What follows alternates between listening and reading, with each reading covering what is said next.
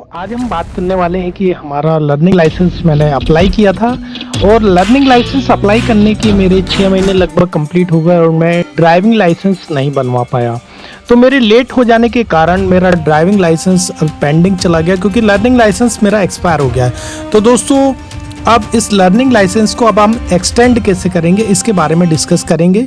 तो सबसे पहले दोस्तों हम डिस्कस कर लेते हैं कि इसमें डॉक्यूमेंट क्या लगेगा, क्योंकि क्वेरीज आती है कि सर क्या डॉक्यूमेंट्स क्या क्या मुझे इसमें अपलोड करना होगा। तो दोस्तों इसमें डॉक्यूमेंट की अगर मैं बात करूं तो ओनली लर्निंग लाइसेंस ही हमें इसमें अपलोड करना होता है, ना ही आधार कार्ड इसमें अपलोड होगा और ना ही इसमें मार्कशीट अपलोड होती है, क्योंकि आपके पहले से ही डॉक्यूमेंट इसमें ऑलरेडी सबमिटेड होते हैं। तो ओनली लर्निंग लाइसेंस को ही हमें इसमें अपलोड करना होता है। दूसरा क्वेश्चन हमारे सामने फिर से आ जाता है कि अगर मैं इसको एक्सटेंड कर रहा हूं तो मेरी क्या फीस लगेगी। तो मैं अगर फीस स्ट्रक्चर की बात करूं तो दोस्तों इसमें 300 रुपए की फी कटती है। इसके बाद हमारा तीसरा क्वेश्चन हमारे सामने आ जाता है कि क्या हमें दोबारा एग्जाम देना होगी।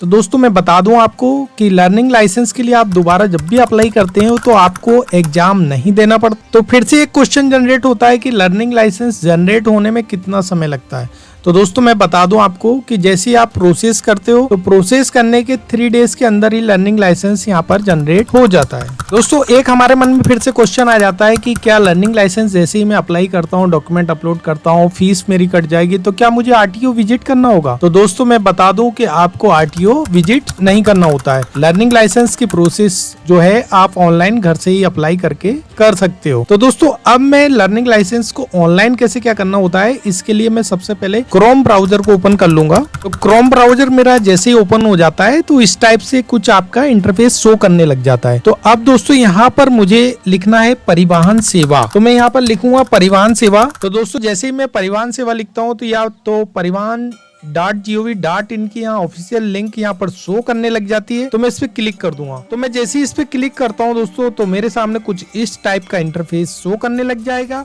अब मैं इसको थोड़ा सा स्क्रॉल करता हूँ और यहाँ नीचे आ जाता हूँ, कुछ इस टाइप का इंटरफेस शो करेगा आपके सामने। तो यहाँ जो पहला वाला ऑप्शन दिया हुआ है ड्राइवर्स लर्नर लाइसेंस, इसमें जो मोर का ऑप्शन होता है मैं इस पे क्लिक कर दूंगा। दोस्तों मैं जैसे ही इस पे क्लिक करता हूँ तो मैं सारथी परिवहन की ऑफिशियल वेबसाइट पर रीडायरेक्ट हो जाता हूँ। अब दोस्तों मुझे यहाँ पर चूंकि मैं लर्निंग लाइसेंस से रिलेटेड वर्क करने वाला हूँ तो यहाँ पर जो बार जो दी हुई है ऊपर वाली, मैं इस पे जो लर्निंग लाइसेंस वाला ये ऑप्शन दिया हुआ है मैं इस पे क्लिक कर देता हूँ। और उसके बाद यहाँ पर जो ऑप्शन दिया हुआ है expired learner licence, expired learner licence का जो ये ऑप्शन दिया हुआ है मैं इस पे क्लिक कर दूंगा। मैं जैसे इस पे क्लिक करता हूँ तो अब मुझे जो मेरा लर्निंग लाइसेंस जो एक्सपायर हो गया था उसको यहाँ पर डालना होता है, डेट ऑफ बर्थ को यहाँ डालना होता है। तो मैं इसको फिल करने के बाद यहाँ सबमिट कर दूंगा। दोस्तों जैसे ही मैं इसको सबमिट करता हूँ तो इंटरफेस फिर से चेंज हो जाएगा और यहाँ मेरी सारी डिटेल्स को शो करेगी। टाइप से मेरा नाम शो करेगा, पिता का नाम शो करेगा। अगर ये लर्निंग लाइसेंस मेरा है तो मुझे यहाँ पर कंफर्म करना होता है। तो दोस्तों मैं यहाँ पर कंफर्म कर देता हूँ। तो जैसे ही मैं कंफर्म करता हूं दोस्तों तो अब मेरे सामने यहाँ जो है ऑथेंटिकेशन की प्रोसेस आ जाती है, यानी अब मुझे यहाँ सबमिट वाया आधार ऑथेंटिकेशन और सबमिट विदाउट आधार ऑथेंटिकेशन, दो प्रोसेस के थ्रू मैं लर्निंग लाइसेंस को बनाऊंगा। तो यहाँ मैं सबमिट वाया आधार ऑथेंटिकेशन की प्रोसेस को ले लेता हूँ और मैं यहाँ सबमिट कर देता हूँ। तो दोस्तों जैसे ही मैं सबमिट करता हूँ तो इस टाइप से यहाँ पॉपअप शो करेगा। इसमें अगर शो कर रहा है कि अगर आपका मोबाइल नंबर चेंज हो गया है तो नए मोबाइल नंबर को आप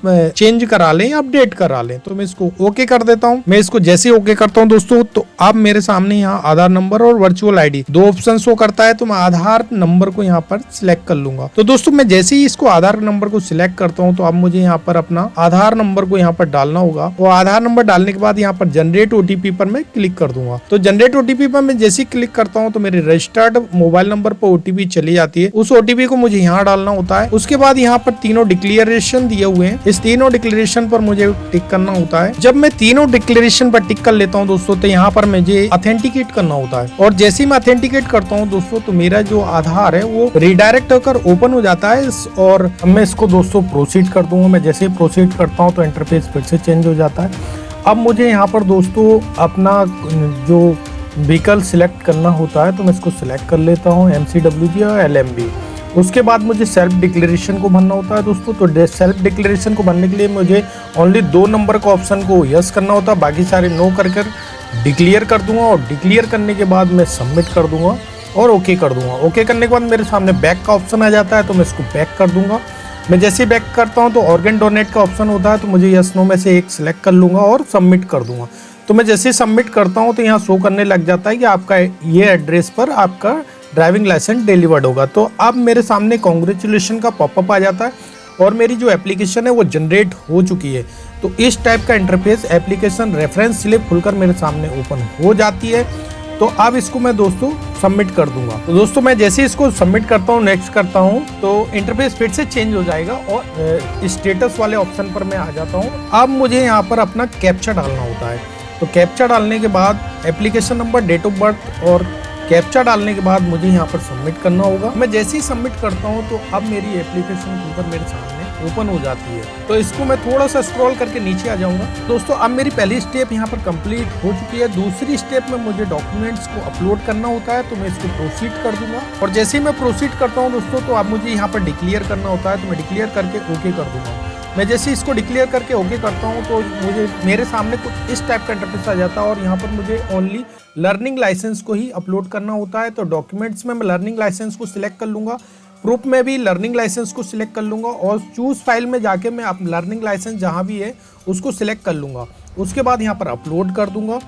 अपलोड जैसे ही मैं करता हूँ तो मेरे सामने कन्फर्मेशन आ जाता है कि क्या आपका जो डॉक्यूमेंट है वो सेल्फ अटेस्टेड है, तो मैं इसको कंफर्म कर दूंगा। तो मैं जैसे इसको कंफर्म करता हूँ दोस्तों, तो मेरा जो डॉक्यूमेंट है वो सक्सेसफुली अपलोडेड का ग्रीन कलर से एक मैसेज शो करने लग जाता है। तो अब मेरा जो डॉक्यूमेंट है वो अपलोड हो चुका है। उसके बाद मैं इसको नेक्स्ट कर देता हूँ। तो अब मेरे सामने फिर से application number, date of birth और कैप्चा डालकर मैं इसको फिर से सबमिट करूंगा। तो मैं जैसे ही इसको फिर से सबमिट करूंगा तो मेरा फिर से एप्लीकेशन खुलकर मेरे सामने ओपन हो जाता है। अब मैं इसको स्क्रॉल डाउन करके थोड़ा सा नीचे आऊँगा तो अब मेरी 2 स्टेप यहाँ पर कंप्लीट हो चुकी है। तो अब मेरी तीसरी स्टेप में मुझे फी पेमेंट करना होता है, तो मैं इसको प्रोसीड कर दूंगा। और यहाँ पर मुझे अपना जो ट्रेजरी का अकाउंट होता है स्टेट बैंक ऑफ इंडिया है और यहाँ पर मेरा कितना क्या पेमेंट करना है ये सारा शो करता है। उसके बाद कैप्चा मुझे कैपिटल में फिल करना होता है और उसके बाद पे नाउ पर मैं क्लिक कर दूंगा। तो मैं जैसे ही पे नाउ पर क्लिक करता हूँ तो दोस्तों इंटरफेस फिर से चेंज हो जाएगा और मैं रिडायरेक्ट होकर पेमेंट वाले ऑप्शन पर आ जाता हूँ। यहाँ पर मुझे मेरा पेमेंट मैं किस किस टाइप से कर सकता हूँ वो सारे ऑप्शन दिए हुए हैं। तो मैं नेट बैंकिंग के थ्रू कर सकता हूँ, उसके बाद क्रेडिट कार्ड से कर सकता हूँ, डेबिट कार्ड से कर सकता हूँ, ये सारे ऑप्शन यहाँ पर दिए होते हैं। तो मैं इसको सिलेक्ट कर लूंगा। तो दोस्तों मैं नेट बैंकिंग से पेमेंट करने जा रहा हूँ, तो मैं नेट बैंकिंग को सिलेक्ट कर लेता हूँ। तो दोस्तों मैं आईडी पासवर्ड डालकर यहाँ लॉगिन कर दूंगा। मैं जैसे इसको लॉगिन करता हूँ दोस्तों, तो अब इस टाइप से कुछ मेरी बैंक का स्टेटस शो करने लग जाता है। मैं कौन सी बैंक से क्या रेफरेंस स्लिप का सारा डिटेल इसमें होता है, तो मैं इसको कंफर्म कर दूंगा। कंफर्म जैसे ही मैं करता हूं तो मेरे रजिस्टर्ड मोबाइल नंबर पर ओटीपी भेज दी जाती है। उस ओटीपी को मुझे यहां डालना होता है। जैसे ओटीपी डालकर मैं कंफर्म करता हूं तो मेरे रजिस्टर्ड बैंक अकाउंट से मेरा पेमेंट कट जाता है और मेरी पेमेंट स्लिप कुछ इस टाइप से जनरेट हो जाती है। सक्सेसफुली का मैसेज आ जाता है मेरे सामने। तो दोस्तों पेमेंट स्लिप कट जाने के बाद मेरी पेमेंट स्लिप कुछ इस टाइप से जनरेट हो जाती है। अब इस पेमेंट स्लिप का मैं यहाँ क्लिक करके इसका प्रिंट आउट भी ले सकता हूँ। तो दोस्तों अब मेरी पेमेंट स्लिप यहाँ पर जनरेट हो चुकी है। अब दोस्तों मैं फिर से यहाँ पर अब मैं सारथी परिवहन के ऑफिशियल वेबसाइट पर आ जाता हूँ। यहाँ पर मुझे एप्लीकेशन स्टेटस वाले ऑप्शन पर मैं क्लिक कर दूंगा। तो यहाँ दोस्तों मुझे application number, date of birth और कैप्चा को डालना होता है और उसके बाद मैं सबमिट कर दूंगा। तो दोस्तों जैसे मैं सबमिट करता हूँ तो मेरी एप्लीकेशन फिर से मेरे सामने ओपन हो जाती है। अब मैं यहाँ पर देख लूंगा मेरी कितनी स्टेप्स कंप्लीट हो चुकी है। तो मेरी तीनों स्टेप्स यहाँ पर कंप्लीट हो चुकी है दोस्तों। तो अब मेरी फाइल जो है वो स्क्रूटनी पे चली जाती है। तो स्क्रूटनी होने के बाद मेरा लर्निंग लाइसेंस जनरेट हो जाता है। तो दोस्तों मैंने आपको स्टेप बाय स्टेप सारी चीज़ें आपके साथ डिस्कस की हैं। अगर मेरे बताने का तरीका आपको अच्छा लगता है तो एक लाइक तो बनता है दोस्तों। और अगर आप ड्राइविंग लाइसेंस नए सिरे से बनाना चाह रहे हैं दोस्तों तो मेरे इस वाले वीडियो को जरूर देखें। तो मिलते हैं दोस्तों मेरे नेक्स्ट वीडियो पर। Thank you so much.